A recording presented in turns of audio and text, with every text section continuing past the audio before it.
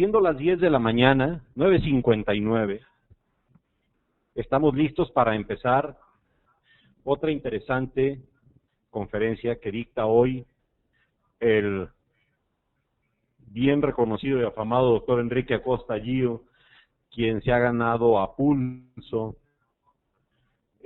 tener el prestigio y el reconocimiento de ser el líder en todo lo que tiene que ver con control de infecciones. Es un privilegio para nosotros contar con un catedrático de la Facultad de Odontología de la UNAM en esta conferencia patrocinada por Dentadec.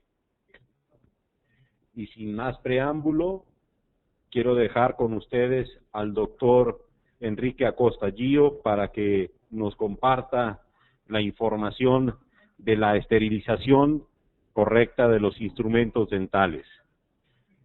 No sin antes pedirles y recordarles que sus preguntas las reservemos al final de la conferencia porque el doctor no tendrá acceso al chat. Bienvenidas y bienvenidos, dejo con ustedes al doctor Enrique Acosta.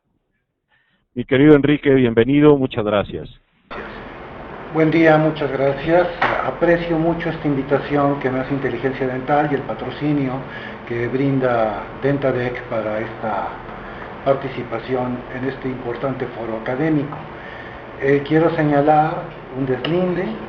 No estoy aquí para presentar o promover productos, simplemente es una presentación académica para informarles a ustedes sobre las técnicas de esterilización del instrumental odontológico. Y es un privilegio poder compartir esta información con ustedes a través de una iniciativa de las casas comerciales que tienen el alcance de llegar a estos consultorios y son una importante vía para la educación continua. Bien, les voy a dar una orientación, de ahí la brújula, sobre lo que son nuestras preocupaciones en cuanto a esterilización del instrumental. Para hablar de esta temática, les voy a presentar una diapositiva que nos muestra la prevalencia de la hepatitis C en distintos países del mundo. Quiero destacar Sudán y Egipto, en el norte de África, donde están las más altas prevalencias de personas con virus de la hepatitis C. En particular, durante los 60s y 70s, los gobiernos de estos países llevaron a cabo una campaña de salud pública en la cual se pretendía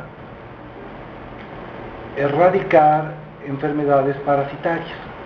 Y los trabajadores de salud pública viajaron a las más remotas poblaciones y a todos los habitantes les inocularon medicamentos antiparasitarios. Tal fue la ambición de este producto, iniciativa de salud pública, de alcanzar a todos los individuos, que se acabaron los instrumentos estériles. Entonces, muchas de las personas fueron inoculadas con la misma aguja, y el resultado, hoy en día, es la más alta prevalencia de hepatitis C en el planeta. Entonces, debemos recordar que todos los sistemas de salud tienen el potencial para dañar, sin querer, en forma involuntaria, accidental, a la gente a la cual tratan de ayudar. Pues entonces, ¿qué tan grave es este nivel de daño? En la gráfica tenemos resultados presentados por Lucian Lepp de la Escuela de Salud Pública de Harvard. Los estudios de este investigador nos señalan que en las muertes por accidentes en los Estados Unidos de Norteamérica, de derecha a izquierda vemos 329 personas que mueren anualmente por accidentes de aviación, casi 4,000 que mueren ahogados, casi 15,000 que mueren por caídas accidentales, más de 43,000 en accidentes automovilísticos. Y la primera columna a la izquierda nos señala que en los Estados Unidos de Norteamérica cada año mueren 120,000 personas por error médico. La mayor parte de estos errores médicos están asociados con infecciones transmitidas en sitios de atención a la salud. Y las muertes anuales por error médico, incluyendo fallas en el control de infecciones, superan en los hospitales norteamericanos a la muerte por cáncer de mama y a otras enfermedades líderes en morbilidad y mortalidad en los Estados Unidos.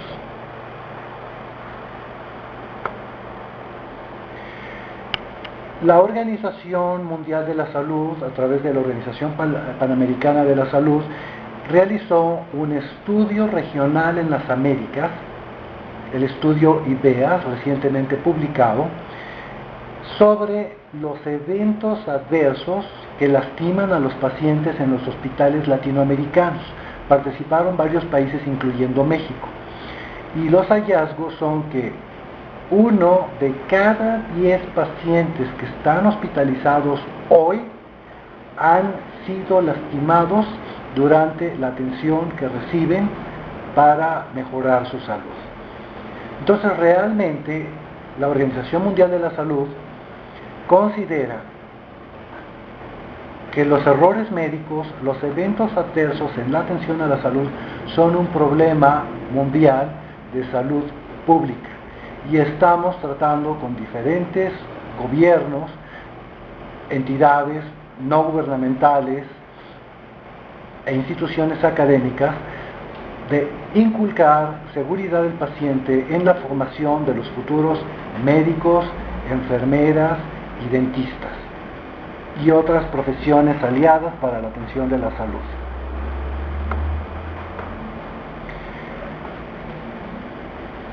En Brasil,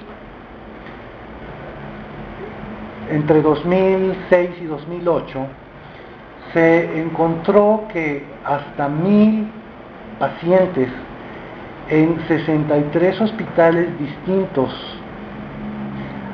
habían presentado infección de heridas quirúrgicas por micobacterias.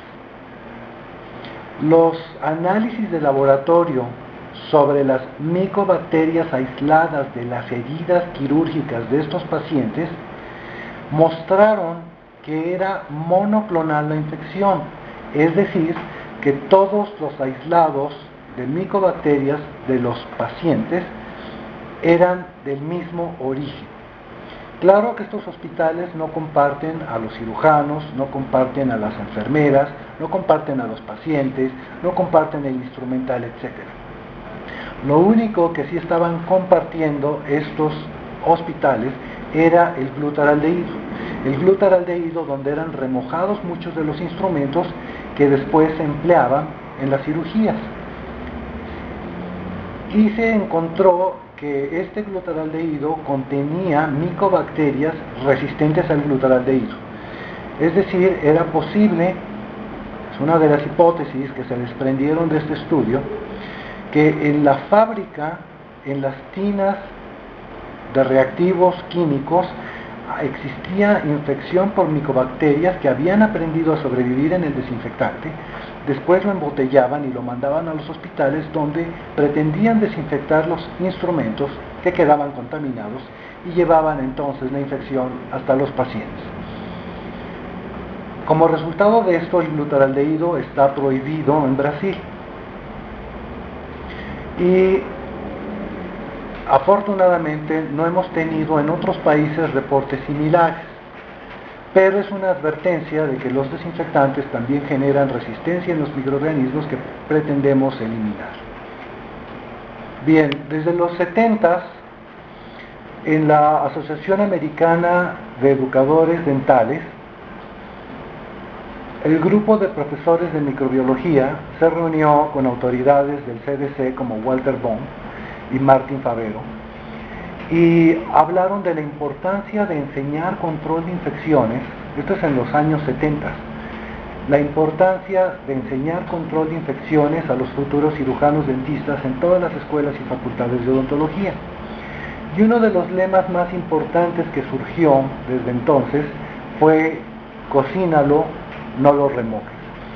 Y existe entonces la propuesta de que el instrumental odontológico debe ser esterilizado siempre y no desinfectado solamente, porque la desinfección no es confiable.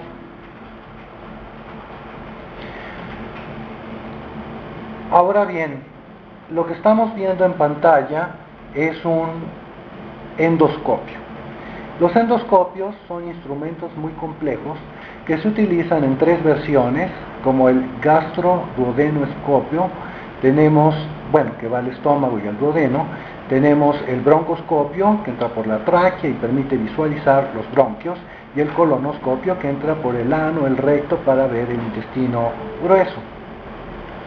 Estos instrumentos son muy complejos, tienen vías de aire, de agua, de succión, tienen resortes e instrumental para poder hacer biopsias, tienen todo el sistema óptico, el sistema de iluminación, etc. Y no pueden ser esterilizados por técnicas de calor.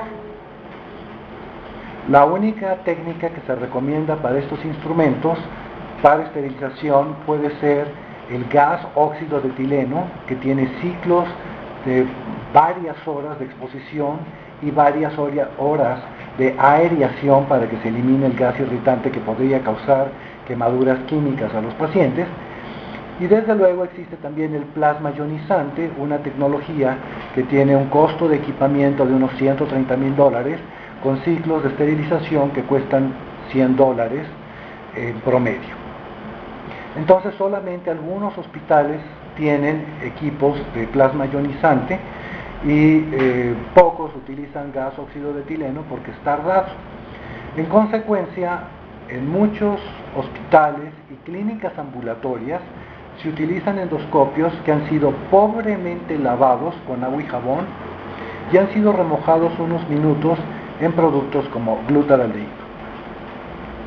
No es sorprendente que en todo el mundo el mayor número de casos documentados de infecciones transmitidas de un paciente a otro por instrumental esté en endoscopía.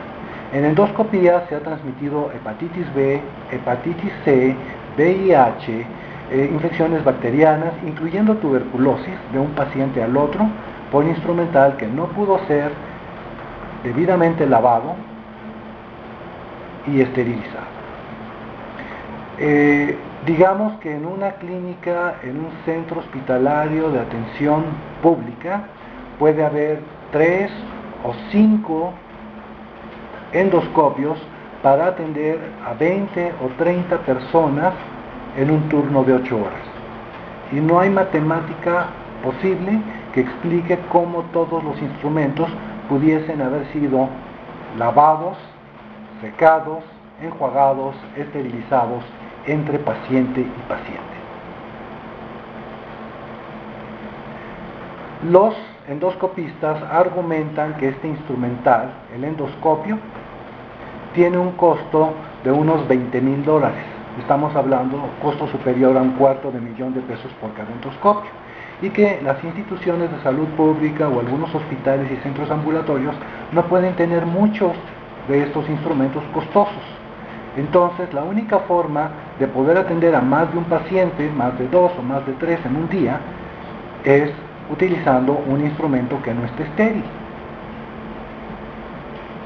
Entonces, afortunadamente en odontología, todos nuestros instrumentos pueden ser debidamente esterilizados entre paciente y paciente para ofrecer una atención segura, digna y científicamente correcta, de acuerdo al nivel educativo, universitario, tecnológico, del cual estamos orgullosos como profesionistas de la salud bucal.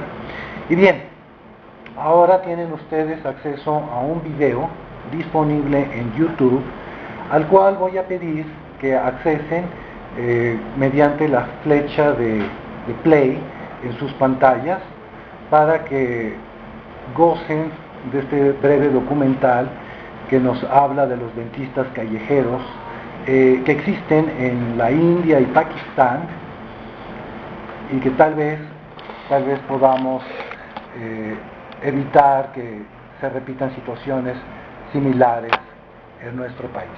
Entonces ahí en el triángulo blanco opriman, den play y van a poder ver este video.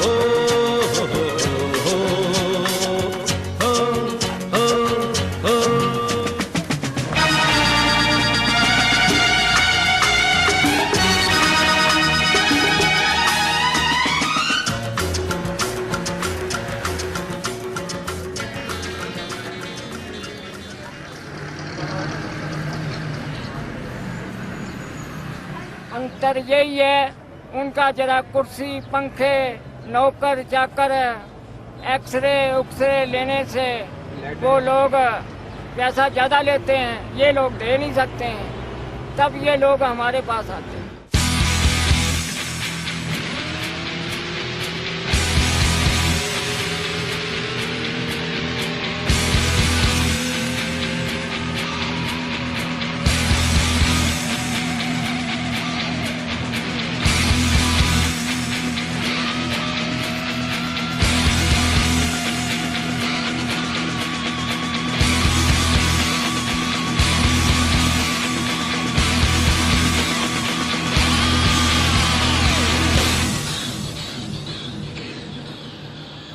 मेरे को इसमें कोई मुश्किल नहीं लगी, मैं बहुत जल्दी काम सीख गया।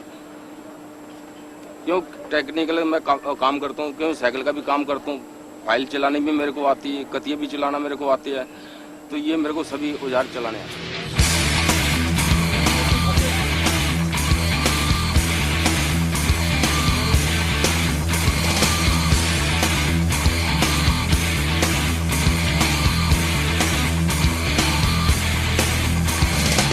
हम जल्दी दे देते हैं, कई जल्दी वाले ग्राहक आते हैं, हमें ट्रेन में जाना है, हाथों हाथ फिक्स कर देते हैं।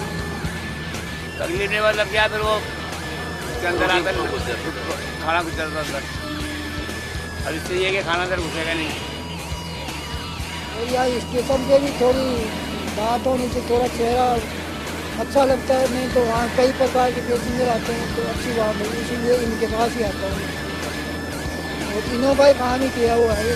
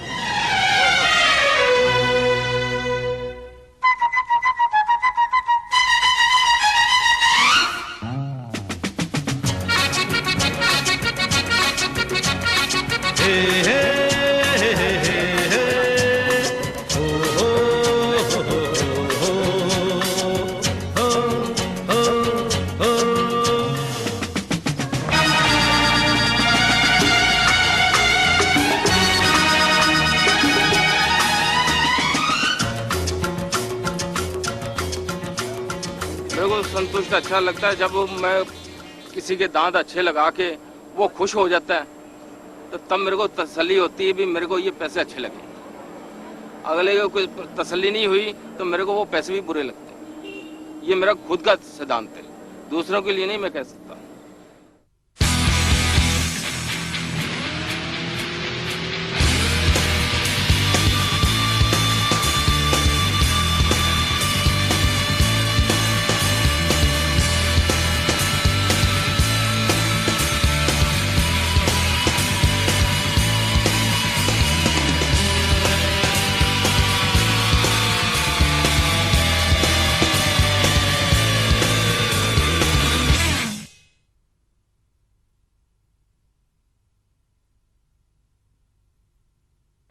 Entonces uno se pregunta cuáles son los requerimientos mínimos de equipamiento que debe tener un consultorio dental.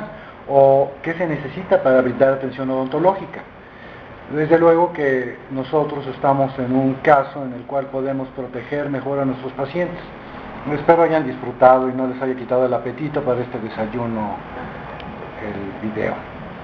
Bueno, entonces sí, efectivamente, durante la atención a la salud, la transmisión de infecciones es el evento adverso más común. En la pantalla les muestro el caso de una chica que fue atendida en un consultorio dental y después hubo una infección que no respondía a antibióticos y que finalmente fue diagnosticada como una infección por micobacterias. Estos microorganismos causaron una lesión desfigurante que va a dejar una cicatriz permanente en el rostro de esta chica, y en una investigación que hicieron, esto fue en Caracas, Venezuela, fueron al consultorio del cirujano maxilofacial que hacía estas extracciones y encontraron con que no esterilizaba el instrumental, solamente lo desinfectaba y supuestamente lo desinfectaba con un remojo en una solución de bajo nivel germicida, que es muy común en su uso allá en Venezuela. Es un producto semejante al cloruro de benzalconio y básicamente él tenía registro de que varios de sus pacientes habían tenido problemas similares. Bueno, entonces hacemos énfasis en la importancia de esterilizar el instrumental. Ahora, ¿pasa solo esto en países en vías de desarrollo, subdesarrollados, etcétera? No. En los Estados Unidos, en el 2010, hubo una brigada, lo que llamamos campañas de salud bucal, en el estado de Virginia, Virginia Occidental, y se atendieron a miles de personas. Después aparecieron 5 personas, 3 pacientes y 2 voluntarios de la brigada infectados con hepatitis B. Entonces las autoridades de salud pública saben que cada mes o cada 6 semanas aparece tal vez un caso de hepatitis B en esa comunidad. De repente aparecen en la misma quincena 5 casos, se habla de un brote. Se ve que todos estuvieron en esa brigada de atención a la salud bucal. Se rastrea que entre los pacientes que acudieron había casos de hepatitis B, porque en esa región hay una alta prevalencia. Y se hacen los estudios genéticos y se demuestra que todos los infectados se infectaron de la misma fuente. Entonces, en algún momento, algunos pacientes fueron atendidos con instrumental que todavía tenía sangre de la persona infectada y quedaron infectados. Y 2 voluntarios fueron también contaminados. Uno era alguien que estaba involucrado en el lavado del instrumental y tal vez se lesionó con un instrumento punzocortante contaminado, y otro era uno de los dentistas que estaba brindando atención y que no estaba vacunado contra la hepatitis B. En la administración de veteranos de los Estados Unidos, en Daytona, durante varios años, un dentista atendió hasta 535 veteranos de guerra. Y apenas se dieron cuenta de que él no usaba guantes o no se los cambiaba entre paciente y paciente. Se dieron cuenta también de que no siempre esterilizaba todos los instrumentos. Inclusive era suficientemente negligente como para no esterilizar la pieza de mano entre paciente y paciente. Entonces ya se dieron los análisis sanguíneos de 527 de los 535 pacientes atendidos por este dentista, y se encontraron 7 casos de hepatitis C, 2 casos de hepatitis B y ninguno de VIH. Sin embargo, está claro que todavía la investigación no concluye incluyendo no se ha demostrado que el dentista haya infectado a estos pacientes.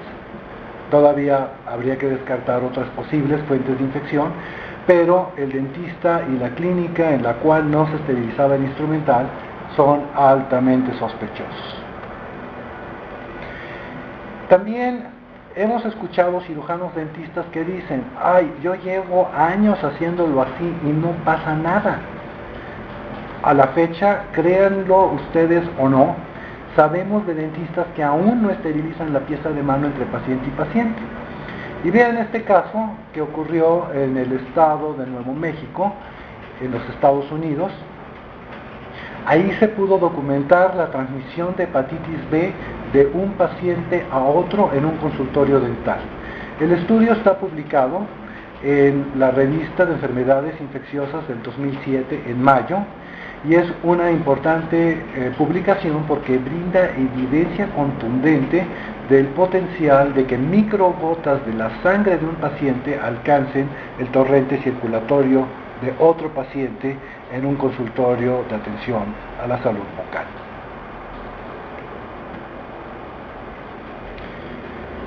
Esta imagen nos muestra cómo hacíamos las campañas de salud bucal, las brigadas humanitarias a poblaciones remotas.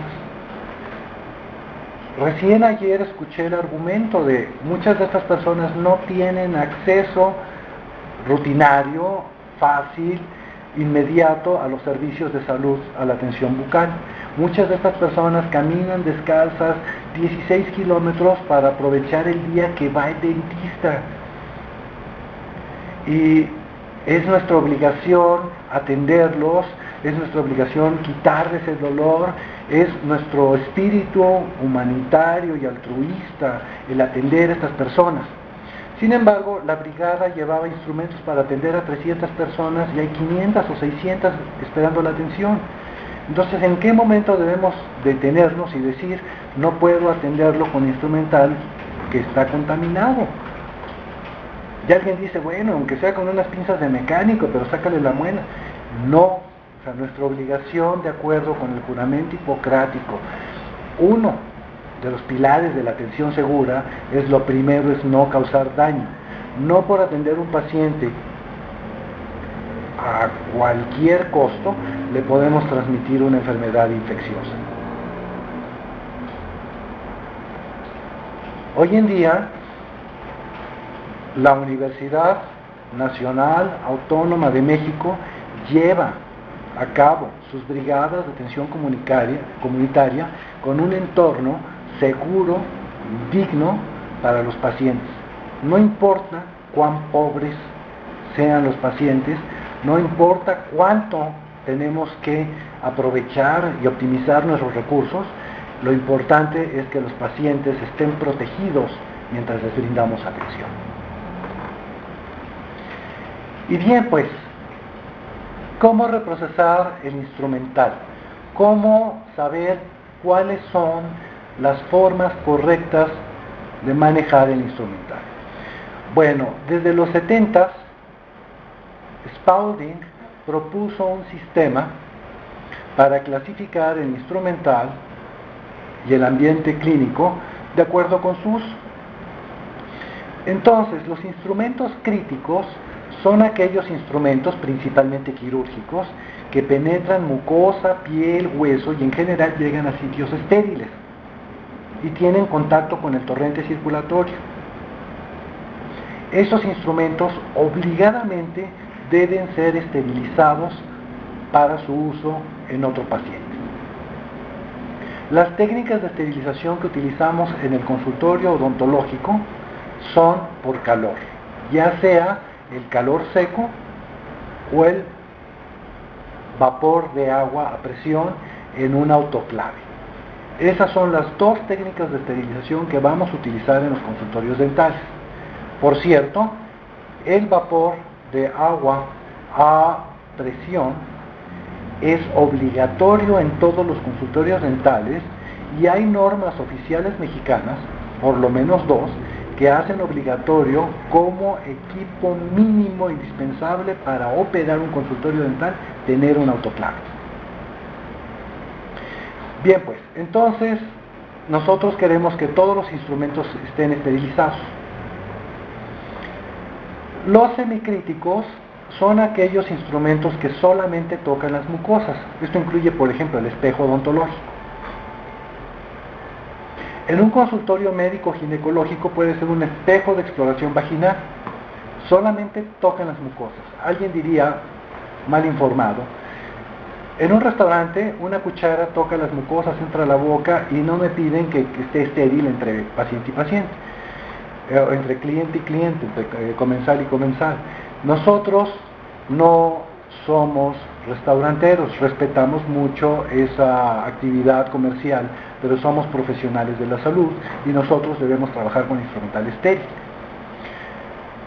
Aquí cabe señalar que muchos médicos no tienen idea de control de infecciones porque en la enseñanza en las escuelas y facultades de medicina, el programa de estudios no enseña al médico a esterilizar instrumental porque no es parte de su descripción laboral.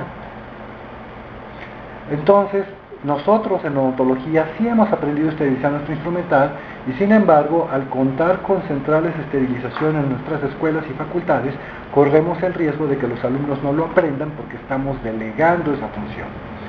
Sin embargo, el odontólogo permanece como responsable de la esterilización del instrumental que utiliza en su consultorio.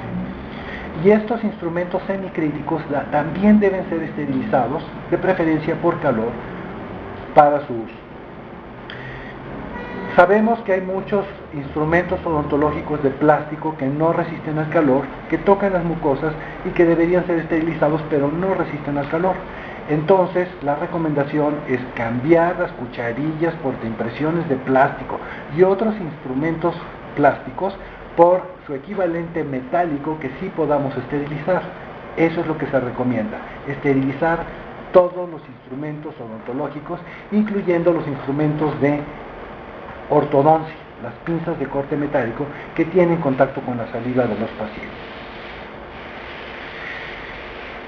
Como ustedes escucharon cuando hablé de los endoscopios, en el ambiente hospitalario dicen lo que no resiste el calor y no podemos esterilizar, lo remojamos en soluciones esfolicidas.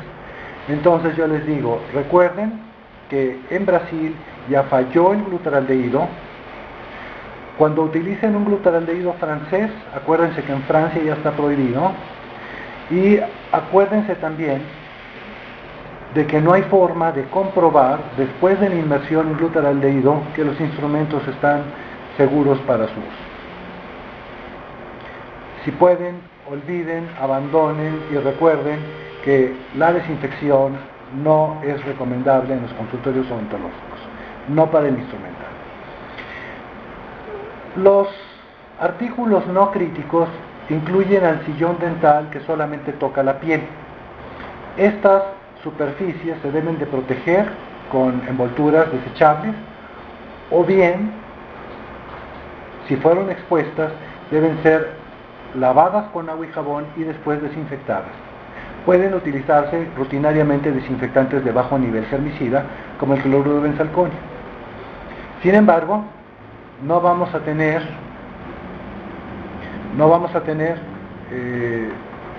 una aplicación de cloruro de benzalconio en instrumentos, definitivamente.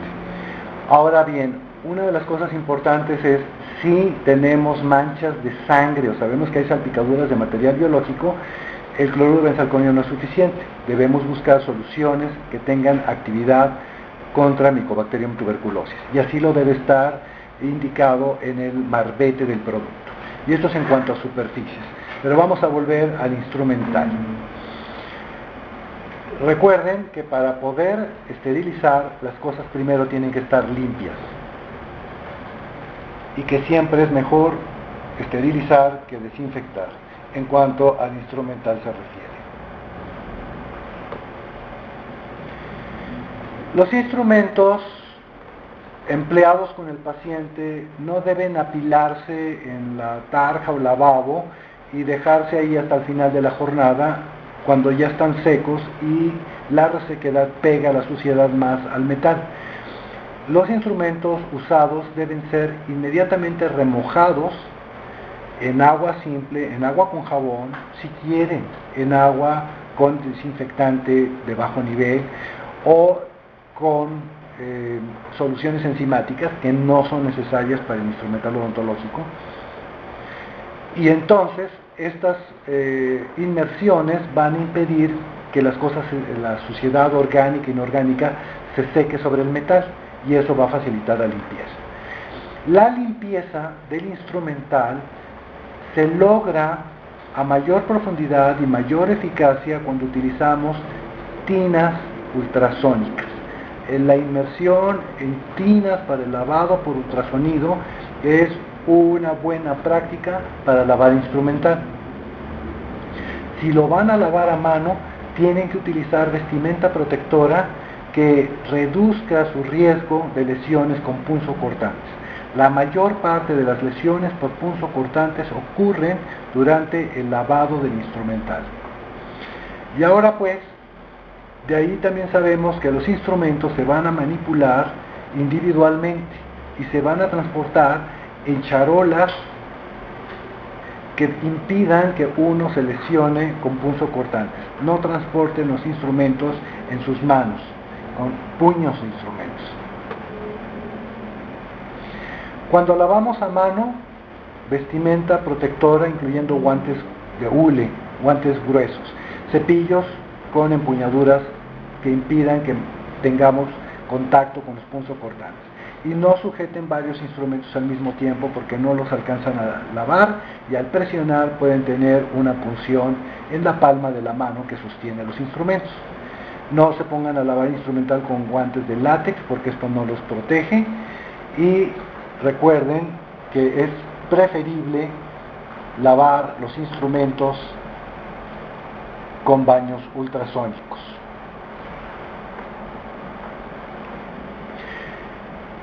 La inmersión en las tinas ultrasónicas logra que la limpieza penetre a las bisagras de un forceps, donde un cepillo no alcanzaría a entrar. Y nuevamente vemos las charolas perforadas que permiten el enjuague de los instrumentos sin que tengamos que manipular los punzocortantes. Si ustedes quieren saber si el baño ultrasónico todavía funciona y está funcionando con la potencia correcta, rutinariamente pongan en inmersión una hoja de papel aluminio, denle un ciclo de 20 minutos y al final del ciclo el papel aluminio debe ser perforado por la tina de baño ultrasónico. Nunca dejen que los instrumentos tengan contacto con el fondo de la tina, eso la daña permanentemente, la destruye. Siempre tienen que utilizar las canastillas que el fabricante nos ha provisto para sostener los instrumentos. Después del lavado, enjuague, secado, envolvemos el instrumental. Hoy en día envolvemos en bolsas de plástico y papel que nos permiten ver el contenido de los paquetes. La regla es que no se deben llenar en demasía estas bolsas porque se rompe el papel y hay lesiones con punzocortantes, además de que el instrumental se recontamina al perforarse la bolsa. Estas bolsas tienen que salir secas del equipo de esterilización de vapor a presión porque si están mojadas se recontamina todo el contenido. Debemos hacer equipos de instrumental por paciente, por procedimiento. Y hay instrumentos especiales que van envueltos individualmente y que solamente vamos a abrir el paquete si lo necesitamos. Entonces, instrumentos individuales, porque si no estamos abriendo la bolsa para sacar un instrumento y contaminamos todo lo demás que no vamos a usar. Entonces es una falsa economía y no logramos preservar la esterilidad. Cuando envolvemos en campos quirúrgicos no sabemos si las cosas están limpias, no sabemos qué hay en el paquete y forzosamente tenemos que desenvolver todo para tomar un instrumento que a lo mejor ni siquiera está ahí. Entonces, no se recomienda en un consultorio dental utilizar campos quirúrgicos. Las limas de endodoncia son instrumentos desechables que deben ser utilizados en un procedimiento con un paciente y desechados. Es incorrecto reutilizar estos instrumentos en el mismo paciente y mucho menos utilizarlos con otro paciente. Cuando hacen trabajo biomecánico, estos instrumentos pierden filo, estos instrumentos sufren fatiga de metales en la torsión y finalmente el endodoncista termina con instrumentos fracturados dentro de los canales. Ese es un evento adverso, ese es un resultado no previsto que daña al paciente. Ahora necesitamos hacer la pisectomía, ahora tenemos que ir con un especialista, etcétera, etcétera. Entonces, realmente es una muy mala práctica, una práctica insegura, reutilizar instrumentos desechables que además son de un costo relativamente bajo. La seguridad del paciente es lo primero. Las técnicas de esterilización son diversas. Hablamos principalmente de la esterilización por vapor a presión como una técnica obligatoria en todos los consultorios dentales del territorio nacional. Todos los consultorios deben de tener un autoclave, un sistema de esterilización por vapor a presión. Hay diferentes tipos, hay diferentes tamaños, con automatización, sin automatización, sistemas electrónicos, etc. Lo importante es que estos instrumentos, estos equipos sean utilizados en forma correcta, en una forma segura por los cirujanos dentistas y su personal de apoyo. También tenemos equipamiento para esterilizar los instrumentos por vapor químico a presión, son las quimiclaves de abajo a la izquierda, y estos equipos son idénticos a un autoclave, excepto que no utilizan agua, utilizan mezclas químicas, pero a veces es un tanto difícil conseguir oportunamente las soluciones químicas necesarias para hacer funcionar estos equipos. Entonces, lo común es utilizar vapor de agua a presión. Los equipos de calor seco sí son útiles, sí son seguros, pero deben ser utilizados en la forma correcta. Voy a enseñar un poco más adelante las dificultades en el uso de los equipos de calor seco. Pero el calor seco es bueno para los filos del instrumental de corte, no es corrosivo, es confiable, pero los ciclos son largos y en un momento hablaré de eso. Abajo a la derecha tienen el equipo de plasma ionizante, y son equipos costosos que se recomiendan en el ambiente hospitalario para el instrumental de endoscopía. Al centro, el gabinete azul es una cámara para esterilizar por gas óxido de etileno, y abajo vemos un equipo que enjuaga, desinfecta, inclusive esteriliza instrumental de endoscopía mediante ácido peracético. Pero son equipos especiales. Vamos a cambiar el sonido. Conecta al rojo, de voladísima.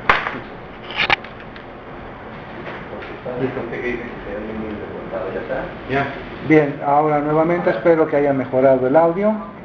Estamos haciendo algunas pruebas aquí todavía. Pero bien.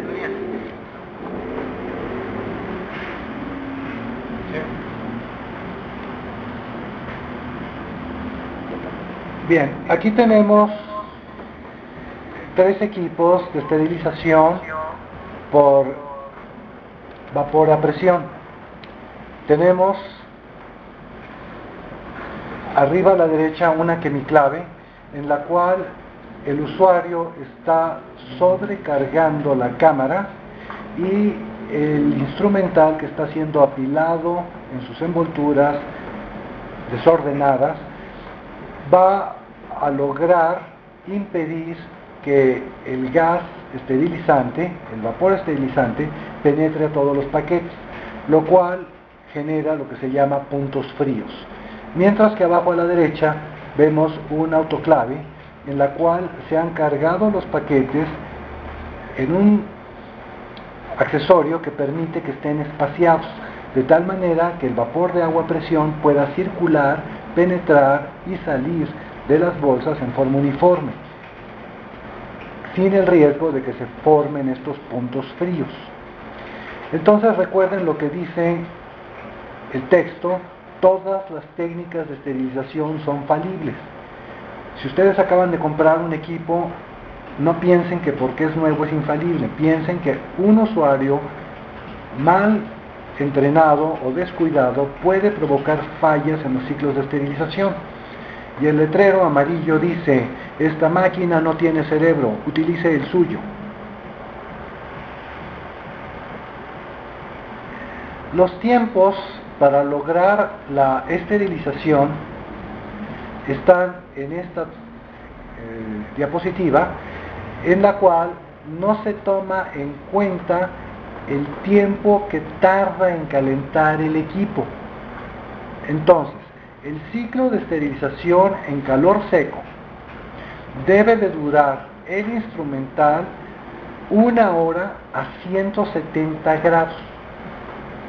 Entonces, hay un tiempo de calentamiento, una estancia de esterilización a 170 grados, 60 minutos, y un tiempo de enfriamiento. Eso hace que el ciclo de calor seco sea largo. Muchos de los equipos disponibles hoy en día tienen termostatos industriales que no son muy sensibles para determinar con precisión los 170 grados, y desde luego los timers a veces son de 1 hora y no dan tiempo al precalentamiento. Entonces tendríamos que tenerlo 1 hora y luego otra hora inmediatamente para que esté prendido este equipo sin que haya una caída en la temperatura interna. Entonces, cuidado con los hornos de calor seco. También permiten la estratificación del instrumental, como demostraré adelante. El vapor de agua a presión en una olla express que tenga un manómetro donde yo pueda visualizar que se alcanzó la presión, y un termómetro donde pueda ver yo la temperatura correcta, se utiliza 121 grados Celsius durante 15 minutos. Cuando tenemos las cámaras de un autoclave clínico horizontales, ahí muchas veces ya podemos llegar a 132 grados y tener ciclos más cortos. Sin embargo, si están arriba de la altitud de la Ciudad de México, 2000 metros sobre el nivel del mar, debemos de tener más tiempo porque el agua hierve a menor presión a mayor altitud. Aquí tenemos un estudio que hicimos en la UNAM con hornos de calor seco. Pusimos sensores de temperatura en cada una de las 3 charolas, echamos a andar un horno vacío y podemos ver que se tardó 35 minutos en que las 3 charolas de un horno vacío llegaran a 170 grados. Y aún así se estratificó el calor dentro del horno de calor seco y pueden ver que no siempre estuvieron las charolas a 170 grados. Cuando nosotros metemos 2.5 kilogramos de metal frío, a veces mojado, al horno de calor seco, y muchos dentistas equivocadamente guardan eternamente el instrumental dentro del horno, entonces cada vez que estamos haciendo el precalentamiento, cargar esa masa de metal se puede tardar casi 2 horas.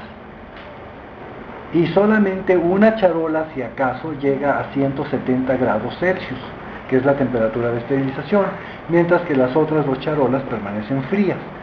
Entonces es muy importante no meter demasiado instrumental, no dejarlo apilado y ver que no queden cubiertas demasiadas de las perforaciones en las charolas, porque entonces eso impide que se distribuya la temperatura uniformemente. Se estratifica el calor y terminamos con charolas e instrumental frío.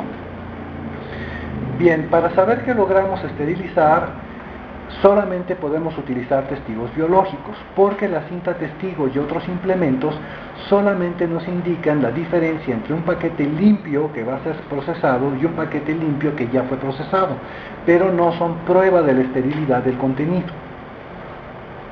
Entonces, la cinta testigo solamente identifica paquetes procesados de paquetes no procesados. Hay otros reactivos que se llaman integradores de proceso, que sí nos pueden dar una indicación del tiempo que estuvo el instrumental a la temperatura. Y en ese contexto tenemos que aún en estos equipos, estos dispositivos de los puntos amarillo, azul, hay viraje al azul a los 7 minutos y uno podría pensar equivocadamente que estaba ya azul, cuando el azul profundo de los 15 minutos es más notorio. Y también en las tiras que tenemos con ventanitas blancas, donde va avanzando una barra azul abajo a la derecha, podemos ver 3 minutos, un pequeño avance, 7 minutos más avance y 15 minutos avance uniforme en todas las tiras.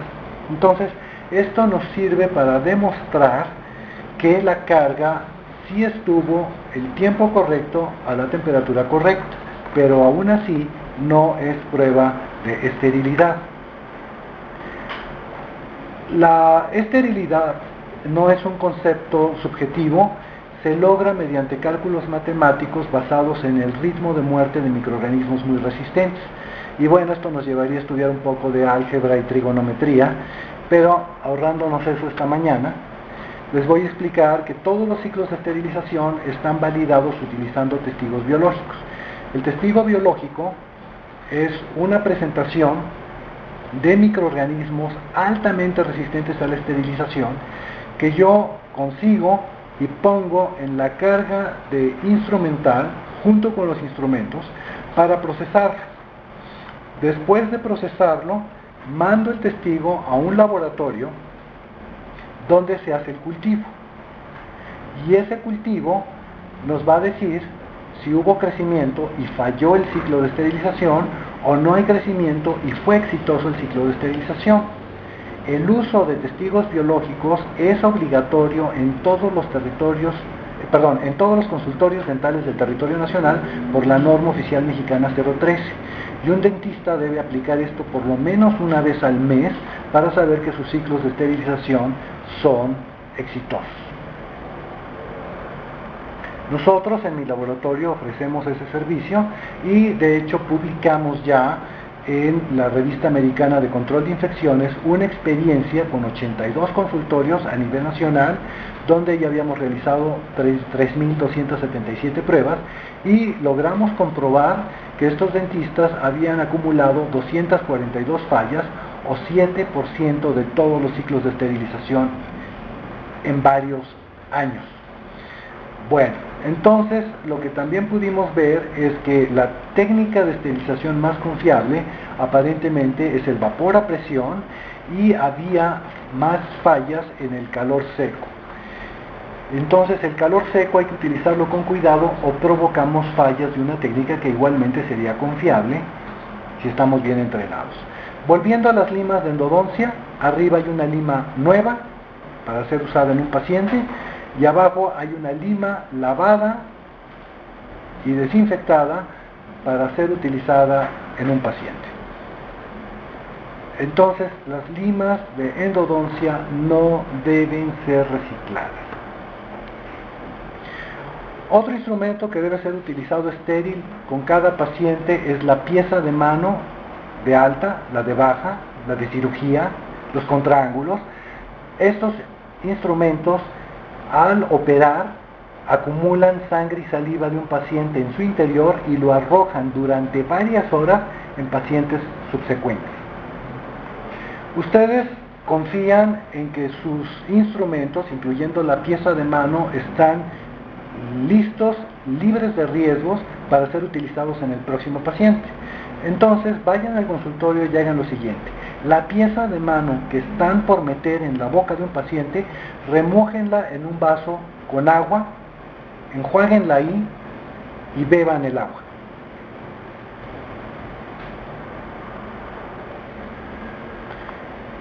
Aquí vemos un cirujano dentista trabajando sin guantes y utilizando una pieza de mano de alta velocidad no estéril en una odontosección en una herida quirúrgica. Está irrigando con el agua sucia de la unidad dental. Todas las unidades dentales arrojan agua sucia llena de bacterias a la boca del paciente, a menos que ustedes tengan sistemas que garanticen menos de 200 unidades formadoras de colonias por mililitro, que es lo que recomienda la Asociación Dental Americana. Entonces, de eso podríamos hablar en otra sesión, de la calidad del agua de la unidad dental. Pero recuerden que todas las piezas de mano van a succionar sangre y saliva en la boca de los pacientes y la van a diseminar durante varias horas en la boca de otros pacientes.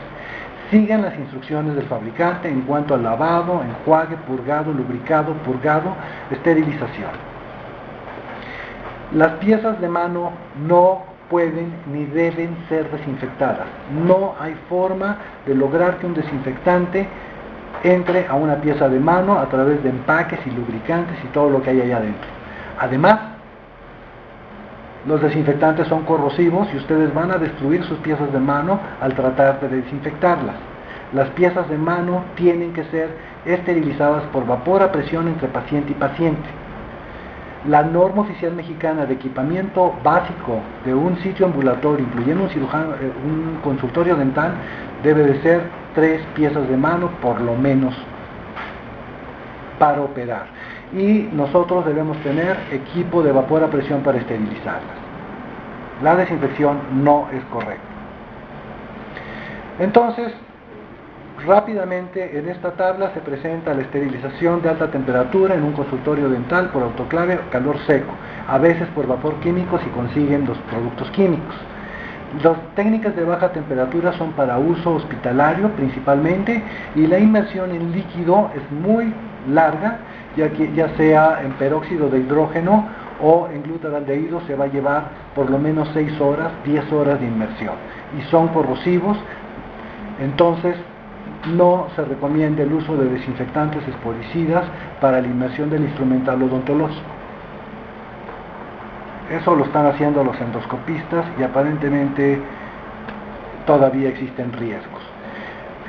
Ya en las últimas 3 diapositivas les presento que en México los desinfectantes no están bien regulados por la autoridad sanitaria, que se han registrado productos de bajo nivel germicida como el cloruro de benzalconio con reclamos en el marbete como esterilizante de instrumental.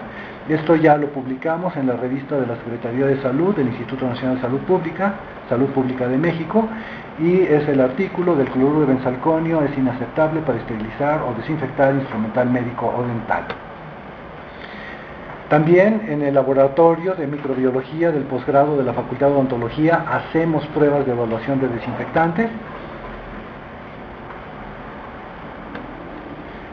En estas pruebas, que están ya publicadas en la literatura internacional, hemos encontrado que muchos de los productos disponibles comercialmente en México no son confiables. Y finalmente les voy a decir que hay acceso a toda esta información también en línea, en castellano y sin costo, en el sitio de la OSAP, osap.org.